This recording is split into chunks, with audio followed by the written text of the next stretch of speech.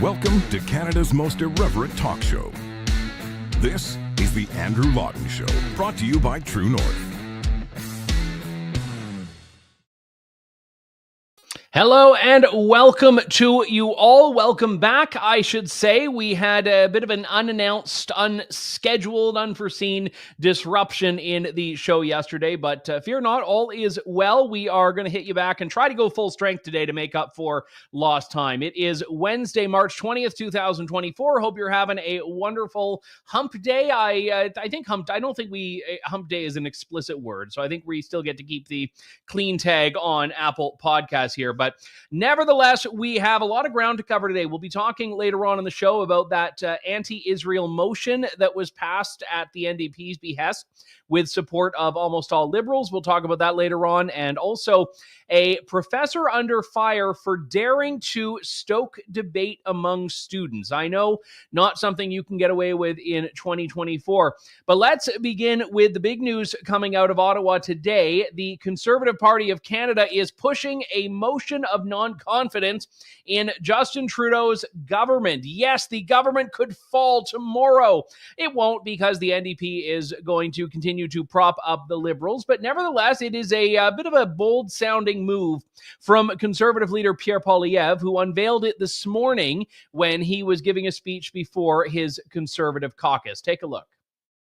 We're not going to put up with it anymore. We as common sense Conservatives are saying no to Trudeau's 23% April Fool's Day increase. We are saying spike the hike until we common sense Conservatives can axe the tax. The good news is...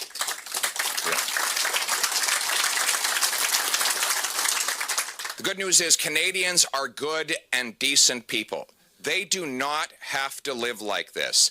They should not have to give up on the things that we all used to take for granted, like affordable food and homes, all for the ego and incompetence of one man. Life was not like this before Justin Trudeau. It will not be like this after he is gone. We're going to replace the hurt he has caused with the hope that Canadians need.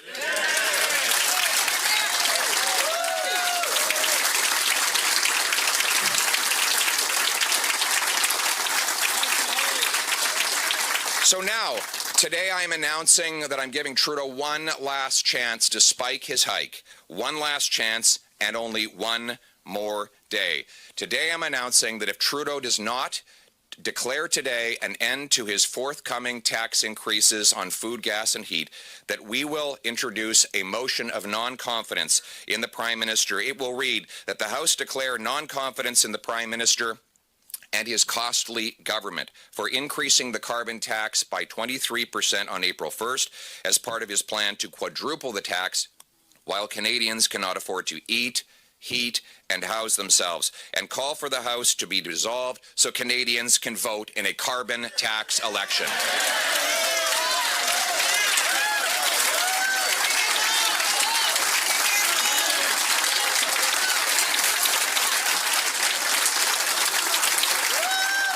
Tax election.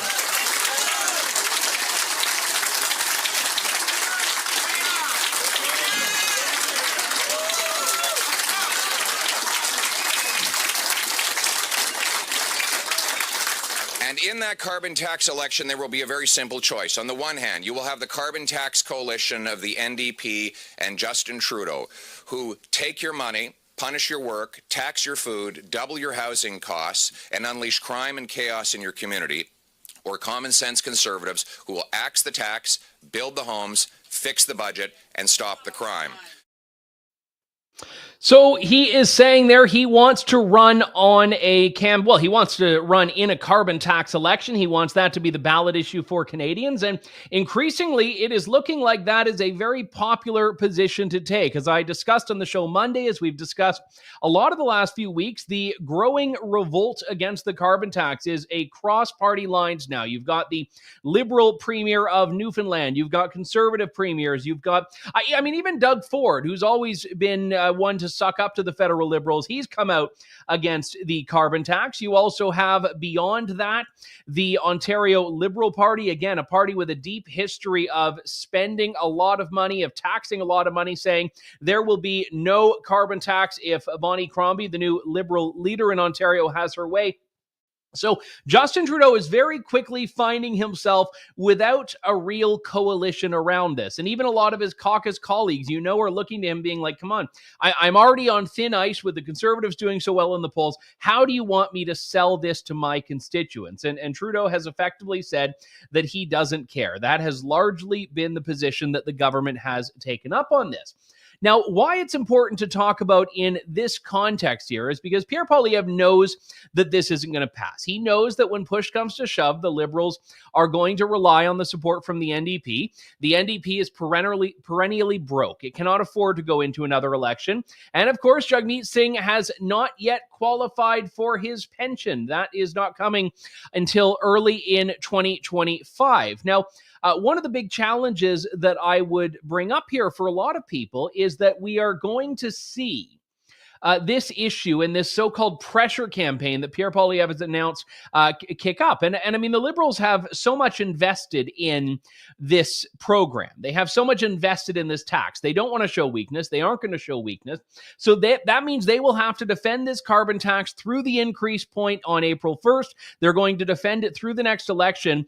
And Canadians have just had enough of it. But I wanted to talk about for a moment that carbon tax election question, that idea of a carbon tax election, because one may remember that in 2021, when Justin Trudeau was facing accusations that the 2021 election was unnecessary because it did come 2 years earlier than anticipated, he gave a rather impassioned plea for why Canadians should be comfortable with the election. And I wanted to go back into memory lane and play a clip of that.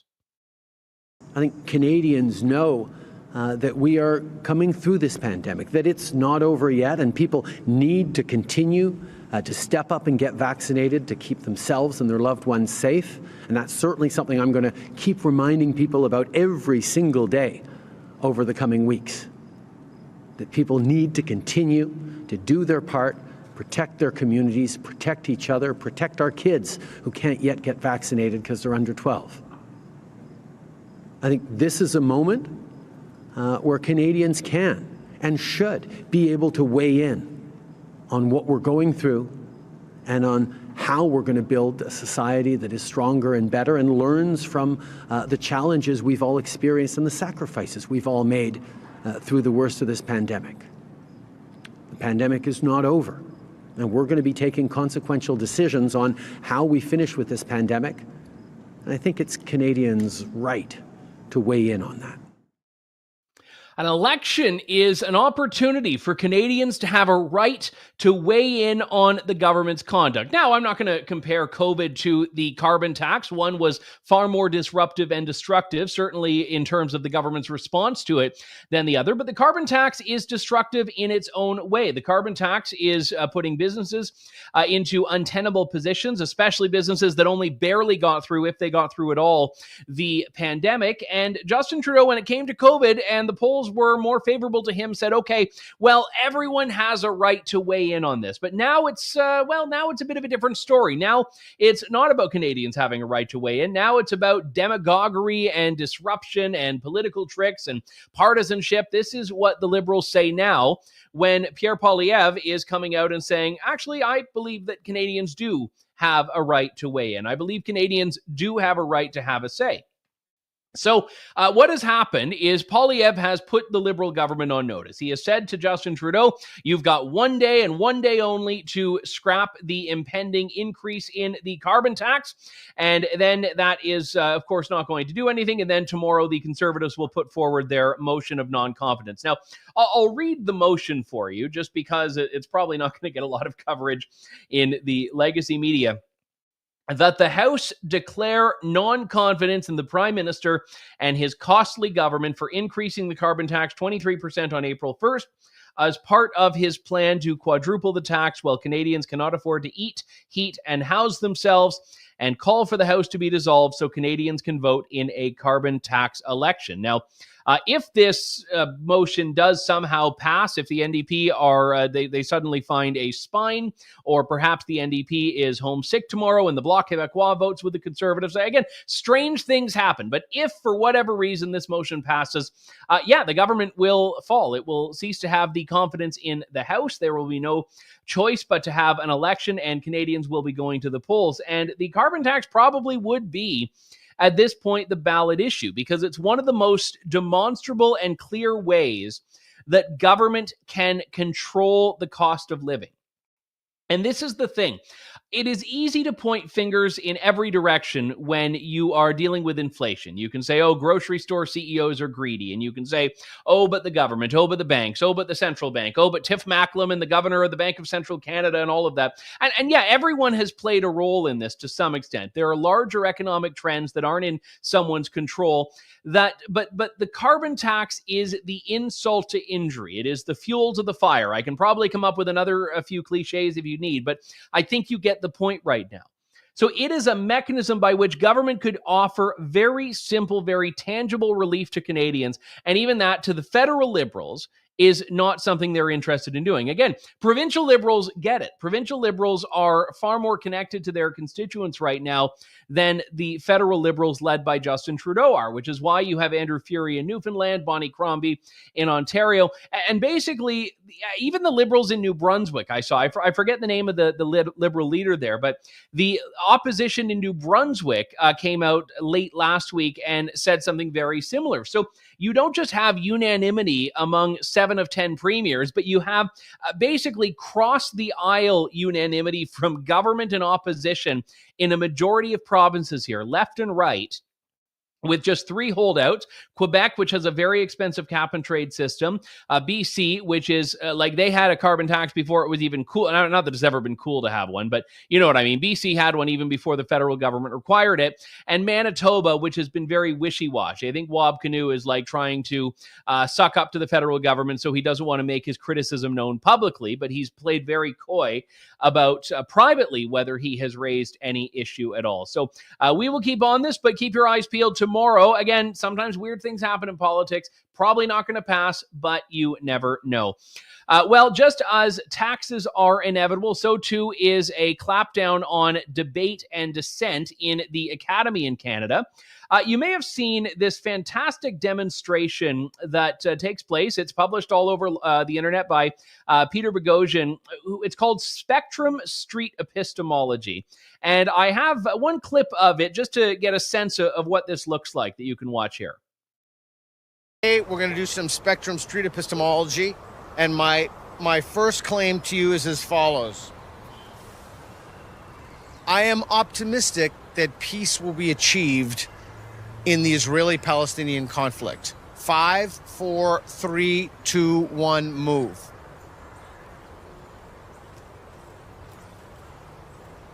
Okay, why are you not optimistic? Because I have relatives who... My grandfather was originally from the Middle East. He's Lebanese. I don't think people in the West, or people who have not lived in that particular part of the world, understand the depths of hatred that those groups of people feel for one another, particularly the Arab/Muslim world towards the Israelis. Okay. And why are you neutral? Well, I hate to sound like Jordan Peterson here, but it depends what you mean by peace. I mean, eventually the fighting will stop. You mean though it could stop over millions of corpses? Yes. So is that peace? If that's peace, then yeah, I mean, eventually peace, like on a 10, 15, 20-year time scale, the fighting will stop. So I strongly agree. But I don't know if that's what you meant by peace. Sorry to be a... No. It's always good to ask for clarity in terms. All right, I'm going to say another claim and you walk to the line. The current Israeli-Palestinian conflict 2023 has a more than 50% chance that it will lead to World War III. Watch up, mate. You both disagree. Why do you disagree? That is just one snippet. Now, those two are Francis Foster and Konstantin Kishin, who are the co-hosts of Trigonometry, which is a very great podcast out of the UK. Now, Konstantin, he didn't do it right. You're supposed to not even think. You're supposed to just go somewhere. I actually, as it happened, played that game with Peter Boghossian in London, England, back in November. I was there for the ARC Forum that Jordan Peterson was holding.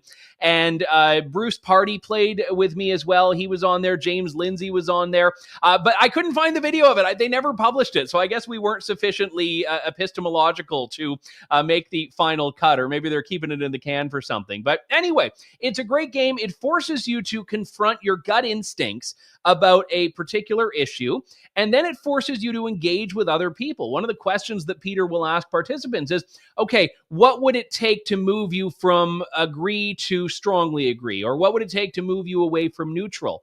And you end up having very spirited debates and discussions. And it was a lot of fun. But in the University of 2024, this is just not the type of thing you can get away with, as learned by Professor Leigh Revers, who's an associate professor at the Institute of Management and Innovation at the University of Toronto, Mississauga, was reprimanded by his department chair for daring to do this with students. Leigh, it's good to talk to you. Thanks so much for coming on the show today. Well, thanks for having me. It's great to be here. So, I mean, what is the value in this? What is the pedagogical value of this that you were going for in the first place? And then we'll get into what happened. Yeah, well, because I really think university is a holistic experience. I think students should go and not just study their subject, but also learn how to think. So I'm on a committee, or I was, I should say, on a committee, which it prioritizes doing social events for students. So this was one of the events, and we were all asked to come up with an activity. And I thought what Peter Boghossian was doing was terrific. And I've played this game with colleagues and students in the past, and it's a lot of fun, as you pointed out with that brilliant clip there. So we did this, but of course it led to complaints. I mean, students feel uncomfortable. I think, there are quite a few young people at the university now, especially after the pandemic, and I would describe them as the young identitarians, right? So these are the people that, they enter a room, and in this case, if they find that there may be people in the room that don't hold the same opinion that they hold, then they make a fuss about it and like to complain. And that's exactly what happened. So quite disappointing, really. What were the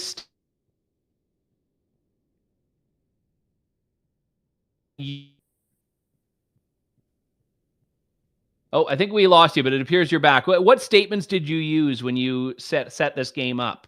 Right. Well, I thought, I'd look at the Overton window and see, and that's just the window of like the discussion points that people are reasonably discussing, and started with something fairly simple, such as vegetarians are morally superior to omnivores.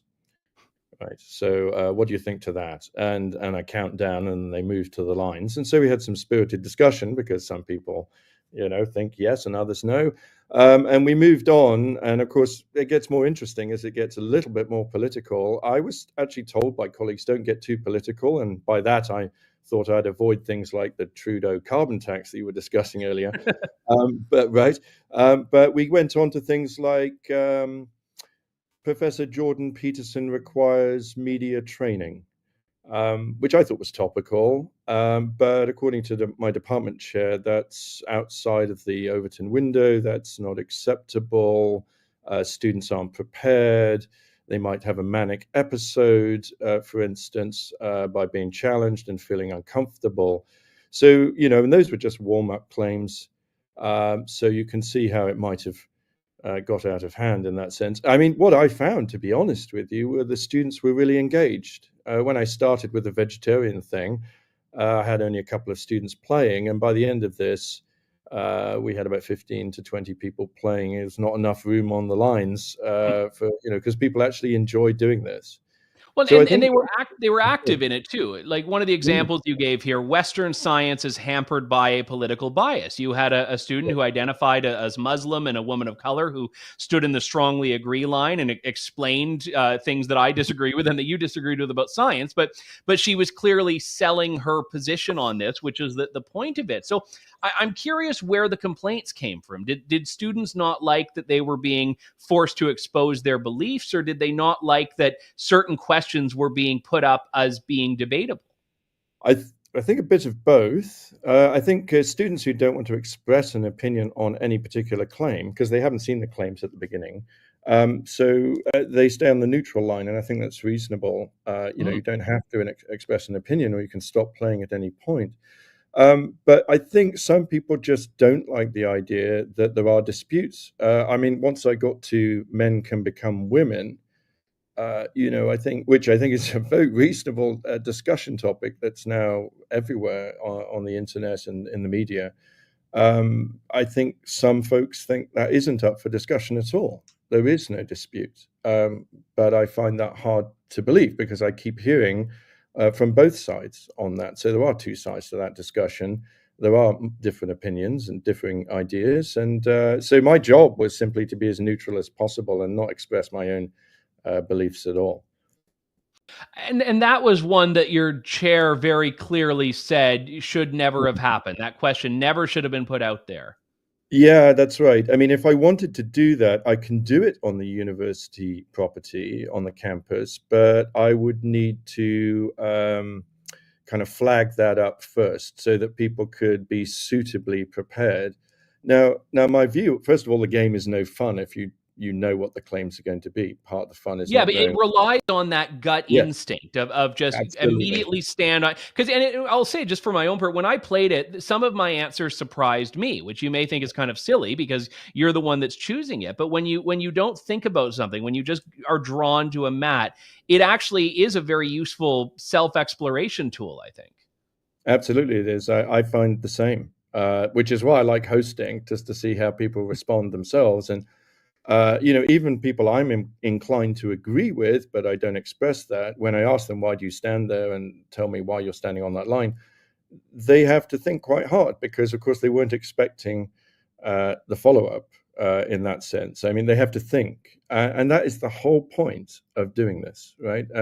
Think about the claims, take a position, and then try to back up your stance, preferably with evidence. I mean, a lot of people say, well, I just feel. I don't think that commands a lot of sway, from the audience necessarily. I think obviously, and we want students to be better at this, right? Because in life, later on, there's going to be the opportunity to debate these things, whether it's around a dinner table or maybe it's at work. And if they haven't really been governed by the skills, they haven't acquired the skills at university, then why are we here? So for me, anyway, I mean, I teach chemistry normally, so this is not something that I would do in a chemistry class. But we're hearing a lot about this at the university, as you know. I mean, I've been asked to decolonize my chemistry, and I'm working towards possibly a way of doing that, but it could be quite tricky. So my view is we need to let students make up their own minds and provide an environment where they can actually have fun doing this, and to reassure them that they can take any position they want.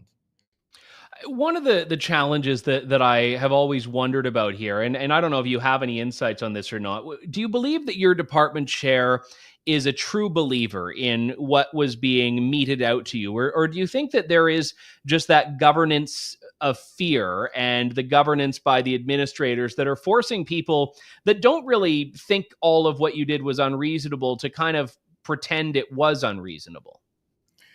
Yeah, I think amongst colleagues they fall into two camps. I mean, I'm in STEM, so I think the inherent bias in STEM is this is all rather silly and a bunch of nonsense. Let's concentrate on doing some science. Mm-hmm. I think that's very clear, but I think people are afraid to express that opinion. And then there are some who seem to be the ones that get promoted to positions of power and influence at the university and the administration, who really have drunk the Kool-Aid, actually. I find it surprising. They're usually not the hard scientists, I would say.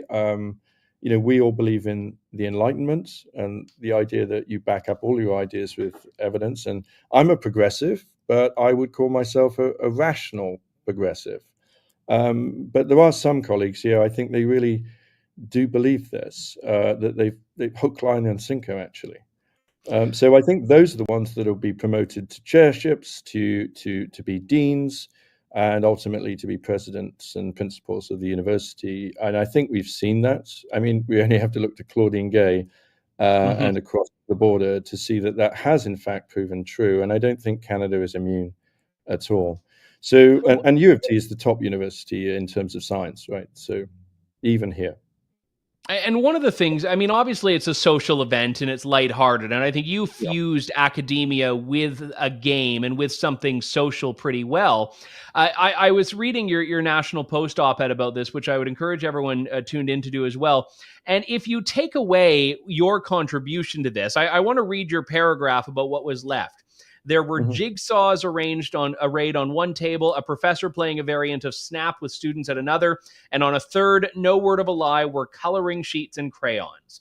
Aliens arriving from Vega would be forgiven for mischaracterizing the event as a daycare for human 20-something. So you can't have any game that is more intellectually provocative than coloring or a card game with university students in 2024 is basically what I take away from this. Well, when I walked into that room, I mean, I'd made some preparations to have a big TV screen and, PA system and all of this set up.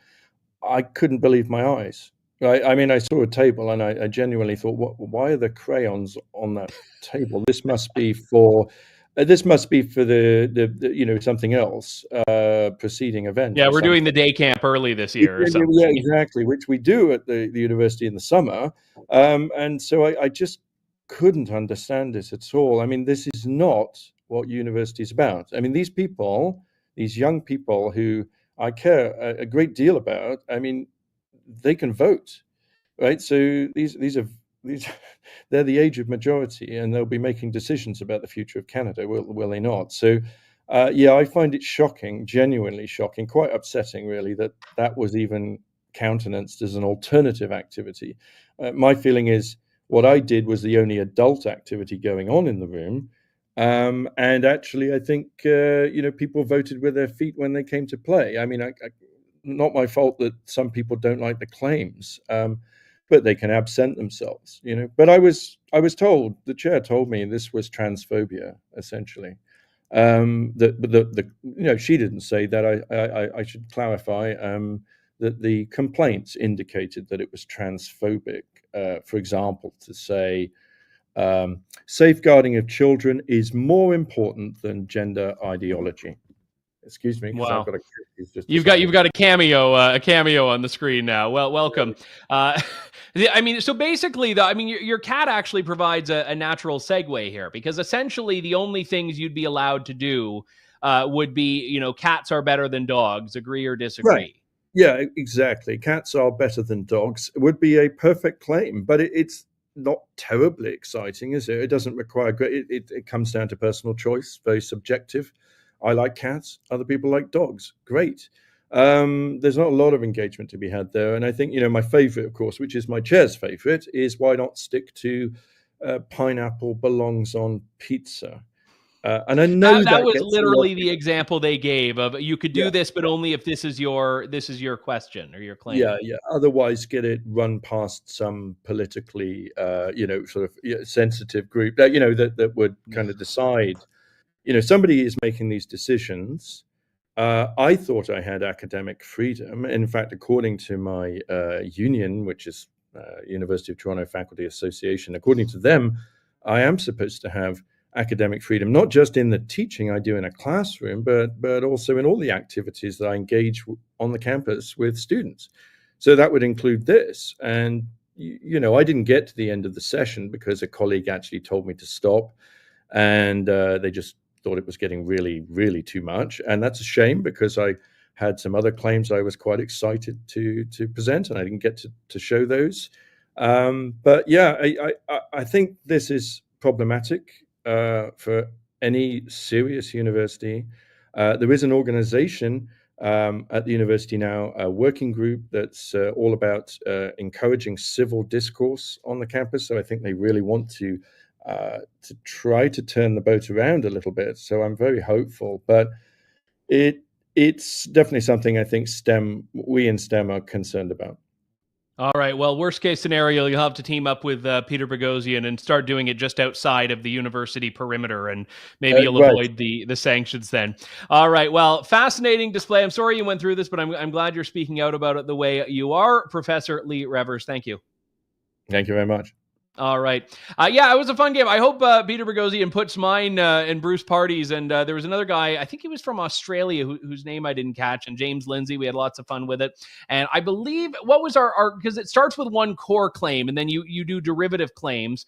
And I think the core claim, it was something to do with what the greatest, was it globalism is the greatest threat to freedom? It was something along those lines. And we had, anyway, no one will ever know now. So, but maybe we need to take Spectrum Street Epistemology Canadian and do a True North version of it sometime. Harrison Faulkner, yeah, something you can do. We can even splurge for some of those floor mats that people can stand on, head around Toronto and take this up.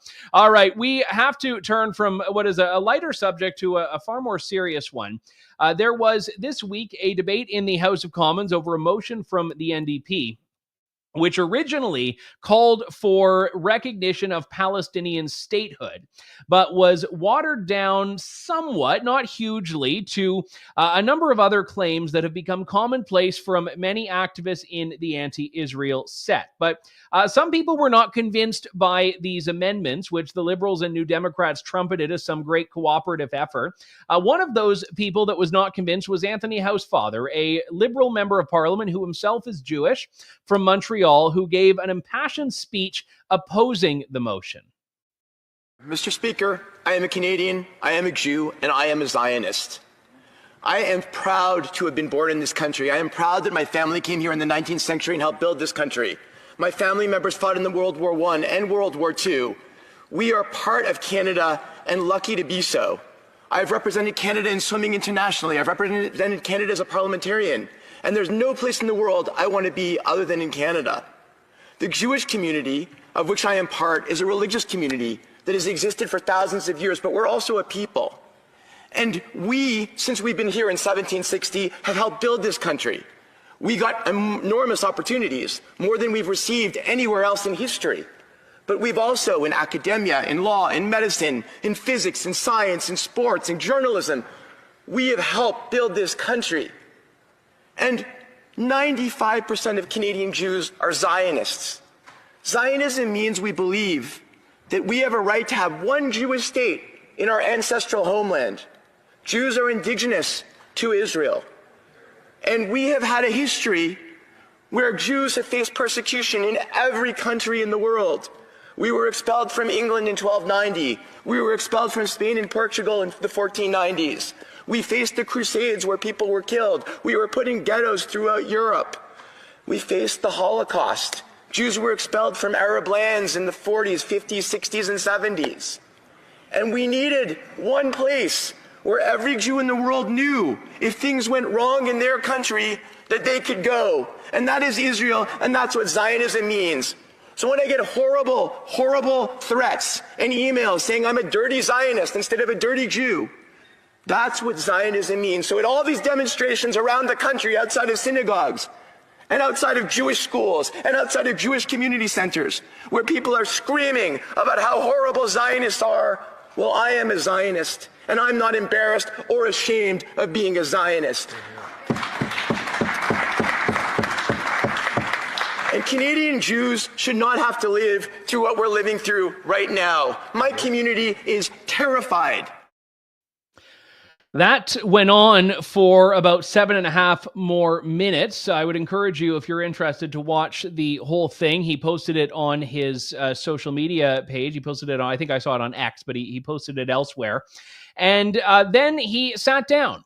And eventually, when that vote took place, there were just two of his Liberal colleagues who joined him. One was Marco Mendicino, who was sitting, I think, right beside him. The other was Ben Carr from Winnipeg. Even Yara Sachs, who is the Minister of Mental Health and Addictions, a Jewish woman from a Jewish, very heavily Jewish riding in Toronto, was last week holding hands with Mahmoud Abbas in the West Bank, and this week voted against the Jewish community of Canada by supporting that resolution. Now, imagine you saw the emotion, you heard the emotion in Anthony Housefather as he gave those remarks. He sat down, and then everyone around him pretty much voted against him. And I mean that. They voted against him as a Jew. They voted against him as a member of the Liberal Party with a conscience on the question of Israel and what the Jewish community in this nation is facing. And I wanted to share another clip of him in the House of Commons foyer, in which he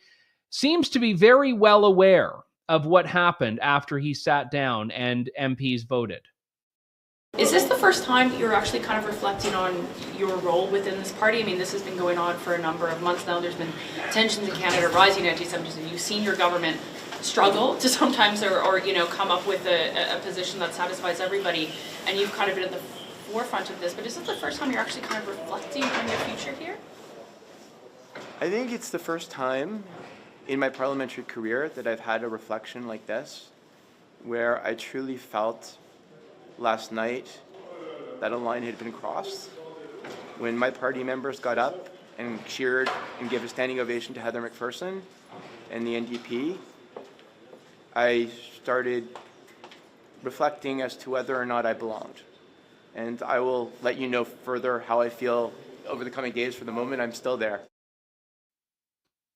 That was a very strong language from someone who's typically been a team player with his party. Joining me on the line now is Robert Walker, who's the Assistant Director for Honest Reporting Canada. Robert, good to have you on the show here. I mean, we heard that speech from Anthony Housefather in which he takes aim at what is one of the most, I'd say, dishonest portrayals we see, that you could separate Zionism from Judaism. And this is what we see in a lot of the media coverage, what we see in a lot of the protests. I wanted to get your thoughts on this. Well, thank you, Andrew, for the question and for covering this, because I think this is an angle that this term, this concept, has been completely abused and bastardized by the far left and those who seek to demonize Israel and the Jewish people writ large, which is, we talk about this indigenous movement, is that Zionism is the indigenous movement of the Jewish people, that this return to their ancestral homeland where they have lived for 3 millennia, practicing the same faith, speaking the same language, walking in the same steps. But if you listen, of course, to ideological extremists today in Canada and indeed around the world, they are this colonialist people who have invaded and kicked out the locals. And it's not just an inversion of reality, it is a moral outrage. And I mean, one of the things that I think is so difficult here is that you have this language of colonial resistance that's being appropriated and applied to what's happened in the Middle East. And parties like the NDP will wear their keffiyehs in the House of Commons as they are voting on this. And they pretend this is benign. Well, it certainly isn't, because I think what we've seen is not just the legitimization, if you will, of Hamas terrorism. And then that was a point pointed out by a number of parliamentarians who said that although the initial extreme motion as proposed by the NDP was a unilateral, calling for the government to unilaterally recognize a Palestinian state, which of course anybody with a pair of eyes can look and say, listen, if October 7th hadn't happened, if Hamas's October 7th attacks hadn't happened, then very clearly that wouldn't have happened. So it's very clearly a reward for terrorism. And if you're sitting there and you're a Hamas leader, whether sitting atop of billions of dollars in Qatar, whether you're sitting underneath the tunnels of Gaza, you're sitting there thinking, my goodness, the more terrorism that we perpetrate, the more legitimacy we get. The more legitimacy we get and the more credibility we get from certain individuals in Canada. And perhaps worst yet was that this wasn't just, voted on by the NDP, but of course by the governing party of this country, the Liberal Party. And I think that sends a very, very powerful message, not just to Hamas, but indeed to Jewish Canadians and indeed to the majority of moral Canadians who look and say, you're allowed to have, this is a free country and we have a diversity of opinion and you're allowed to believe one thing or another. But this legitimizes not just Hamas terrorism, but indeed the scourge and rise of anti-Jewish hate here, which is, of course, not just a threat to Jewish Canadians, but to any Canadians who values the peace and security and order that we've come to value in this country. And when we have a government and when we have parliamentarians who vote in favor of a motion which glorifies and which excuses Hamas terrorism, that sets an extraordinarily dangerous precedent.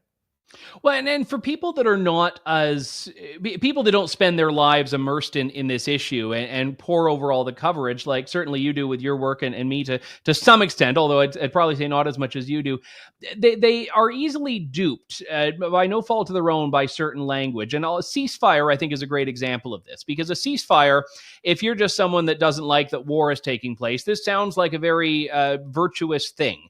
Why is that not the case?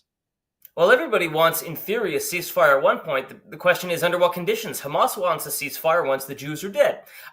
Israel wants a ceasefire, of course, once Hamas is defeated and the hostages are returned. So everybody's talking about a ceasefire, but the major issue that we see among those, the extremists who talk about a ceasefire, is very rarely that really there's a lot of context here, which is, of course, we want a ceasefire, but a ceasefire that keeps Hamas in power is ultimately nothing less than a capitulation. I shudder to think of what this dialogue would look like 80 years ago during World War II.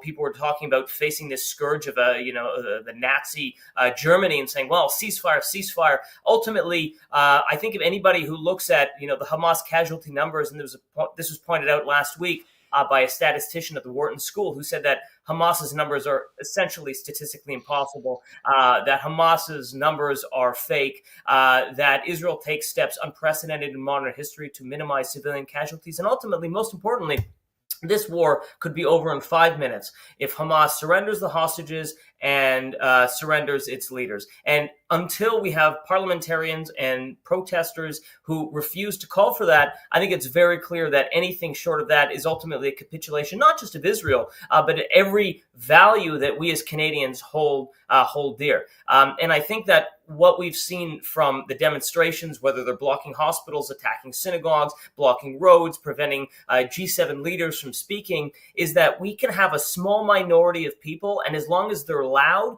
they can have a bigger impact than 10 million people who are quiet.